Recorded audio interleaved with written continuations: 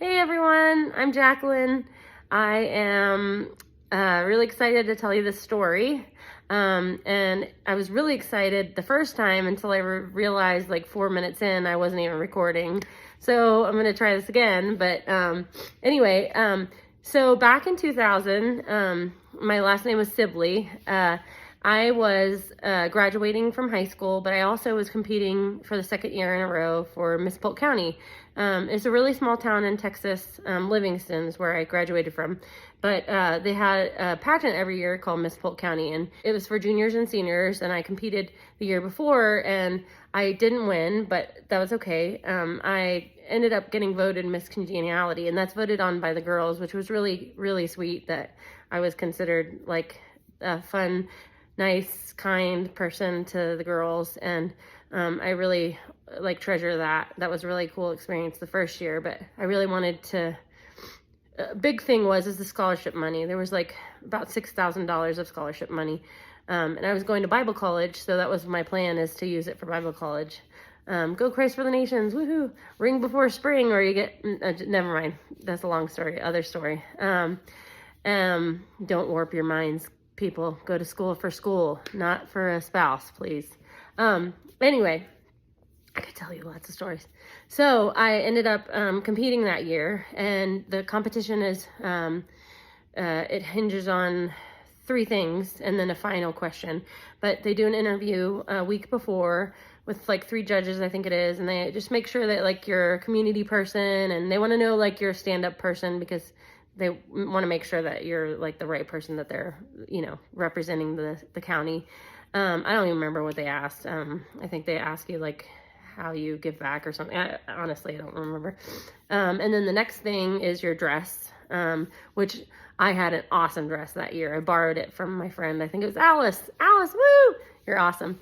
And then is your talent, which I'll tell you about in a second. And then your final thing is your question at the end. If you get picked for finals, they ask you a question, and I think mine was like a world peace question, typical, but I can't remember what it was, and I can't remember if I told you this or if I told the non-recording video this, but the best question and answer was like a girl named Kristen. She's awesome, Kristen P. Whoop whoop. They said if you could take anyone anywhere in Livingston to show them, or Polk County, to show them like what Polk County is all about, where would you take them? And she said Walmart, and we all laughed because that was all there really was in Livingston. Now there's a Starbucks, so they've graduated. And actually 5 years after I graduated, I came back and opened a coffee shop. That was Solomon's Coffee House, which was open for a couple of years, and it was so fun, and I loved it, and I loved the kids and everything. But long story short, that's another story. I could tell you all stories. Anyway, and so talent. So I decided to do this song called Via Dolorosa. I'd done it at church a lot, but I love this song because it had Spanish in it too. And I had this great Spanish teacher named Coach Loafman, whoop, whoop, whoop. And he had talked me into taking 2 more years from what I had originally decided to take. And because he said, maybe the Lord will use it in the mission field or something. And I actually went to Bible college thinking I was going to go to Colombia to do mission work, and it never materialized, but that's okay. I did go to Argentina, and I have used my Spanish even now, 23 years later, I still use it a lot. So stay in Spanish, people, because it's worth it. And you can, business-wise, you can get ahead a lot more.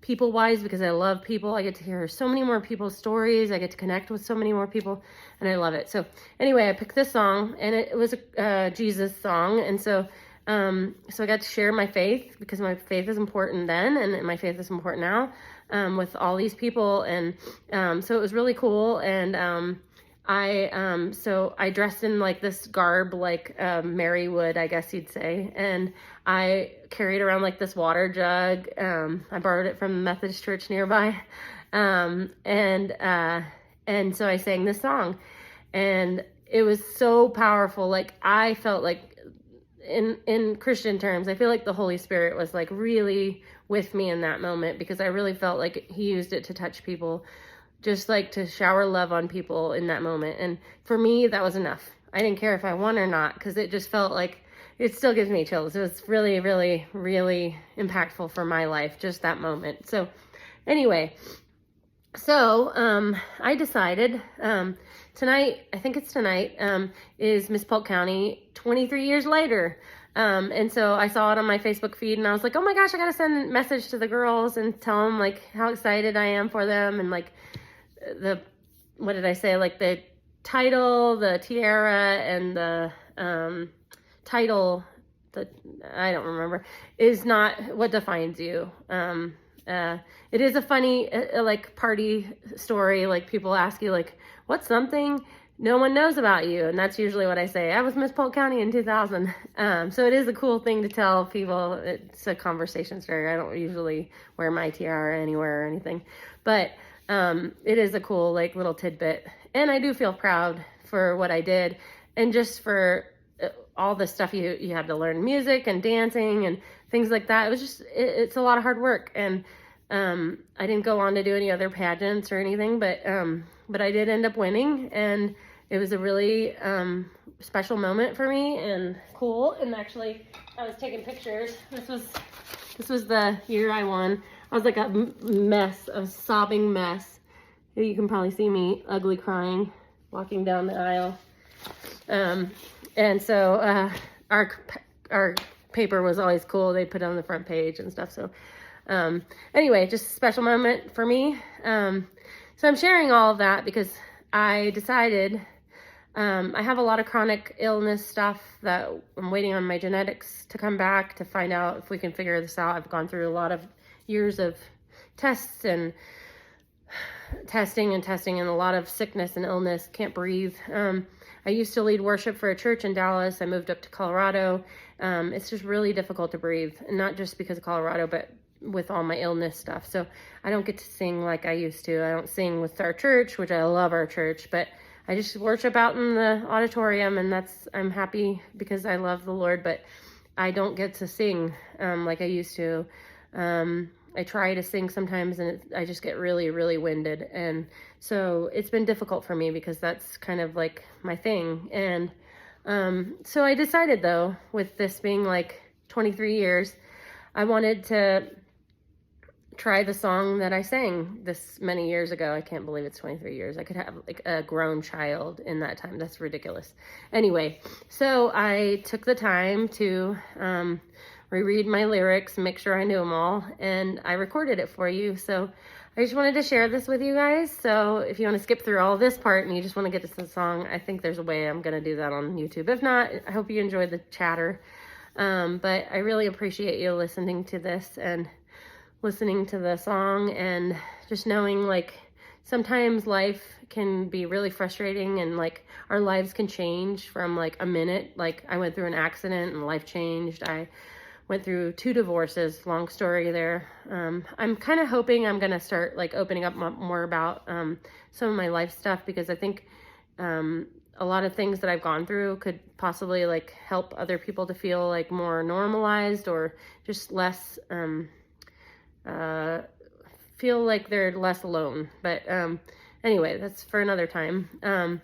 But that just knowing that sometimes God can like bring back little tidbits. And for me, a new song I started writing, not even close to getting it done, but I haven't written in like several years. But it's kind of about that. Like I have moments of like, I feel alive, and today was kind of one of those. So I'm really excited to share this with you. So if any of the Polk County girls are watching this, I hope you have a fantastic night tonight, and good luck, and you're going to kill it. And remember, this is going to be a memory that you have for the rest of your lives, and you're going to have so much fun. And don't let your brain and your nerves get wrapped up into, you know, whether you win or not, because that's really cool if you do, but it's just, this is such a cool experience in your life. And if you're doing a pageant anywhere, or if you're doing a contest anywhere, just enjoy the experience. Because, you know, like sometimes we can define ourselves by whether people out there judge our talent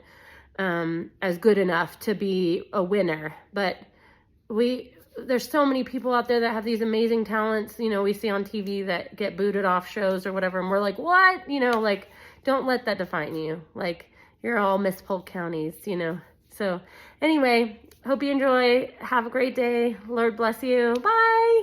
And see my corn dog. My oldest son painted that. It's really cute. So anyway, bye.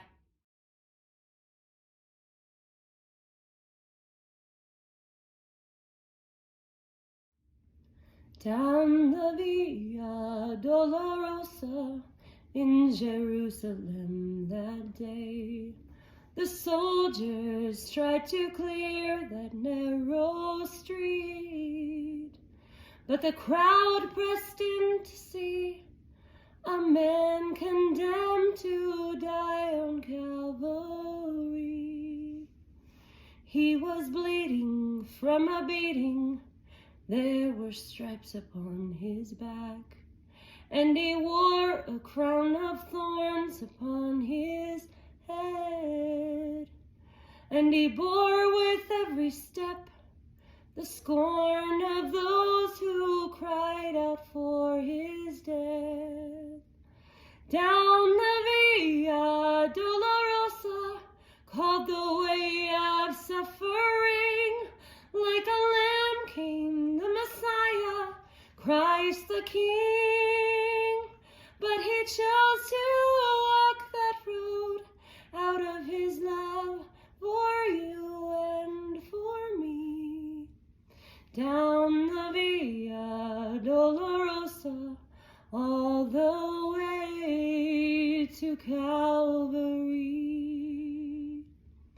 Por la Via Dolorosa, triste día en Jerusalén, los soldados le abrían paso a Jesús, mas la gente se acercaba para ver a que llevaba aquella cruz.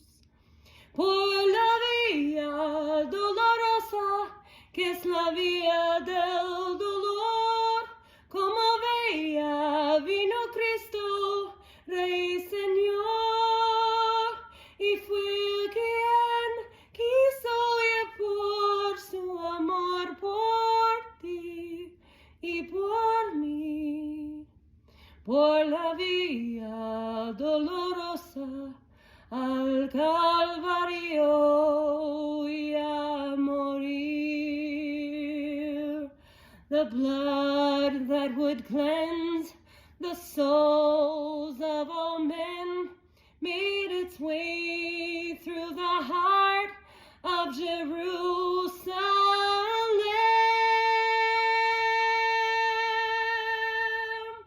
Down the Via Dolorosa, called the way of suffering, like a lamb came the Messiah, Christ the King.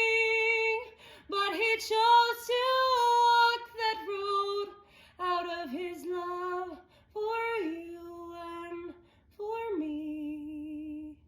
Down the Via Dolorosa, all the way to Calvary.